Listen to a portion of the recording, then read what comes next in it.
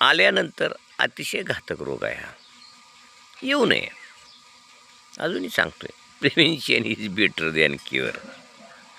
खरकुत आलं, पोटशी पडलं तर त्या गाईचं फार वाटोळं होतं. खरकूत जर पोटात गेलं ना, केस उभं राहतात, कधीच लागू राहत नाहीत आणि दुधाला कमी येतात आणि मेलेलं बरं आहे, पण खरकूत येऊ नये. एवढं वाईट हा रोग आहे आणि हा संसर्गजन्य रोग आहे, हा साथीचा रोग आहे. एकाला आले की सगळ्या गोठ्यात आलं म्हणून समजायचं, सगळ्या एरियामध्ये सगळ्या गावामध्ये तो येणारच. मग याच्यामध्ये उपचार सोपा आहे. सामुदायिक लसीकरण, खरकुताचं लाळ्याचं सामुदायिक लसीकरण करून घ्यायचं. शासनाकडे फुकट आहे, पण फुकटसुद्धा लोक करत नाहीत. का करत नाही तर आळस. आपलं पशुधन वाचवायला आपण खरकुताचं लसीकरण करून जरूर घ्यावं. डॉक्टर येतात, लसीकरण करतात, जातात.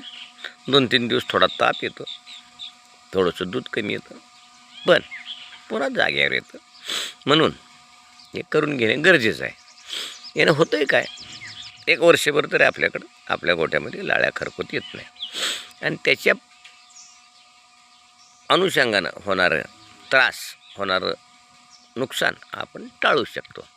ते नुकसान म्हणजे कसं आहे की लाळ्या जर आला तर फार खर्च होतो. तोंड धुवायची, नाक्या धुवायच्या, पोटॅशियम लावायचं, कोथिंबीर घालायची. त्याच्या जिभेलाच फोड असल्यामुळं त्यांना काही खाता येत नाही. न खाण्यामुळं त्यांची प्रकृती खालावते आणि इतकी खालावते की ते एकदम वीक होऊन जातात, दुधावर कमी येतात आणि 1-2 महिने हा त्रास भोगायचा, फार खर्च होतो. म्हणून प्रत्येक पशुपालकानं निर्धार केला पाहिजे की वर्षाचे जे लसीकरण आहेत, वेळापत्रक आहे, ते करून घ्यायचं. साधारण फेब्रुवारीमध्ये आता थंडी कमी झाली, उन्हाळा चालू झाला तर खरकूत, पुन्हा आपल्या जून जुलैमध्ये घटसर्प, फऱ्या आणि ऑगस्टमध्ये लंपी, हे 4 साथीचे रोग तुम्ही कंट्रोल नाही केलं तर तुमचा गोठा नुकसानीचा होईल आणि हे नुकसान टाळण्यासाठी आपल्याला खरकुताचे लसीकरण करणे गरजेचं आहे. मी कालच माझ्या गोठ्यामध्ये खरकुताचं लसीकरण करून घेतलं. मग म्हणलं सगळ्यांना जागं करावं.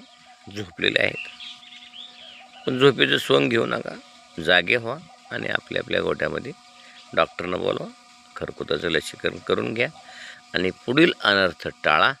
भेटूया पुढच्या भागामध्ये.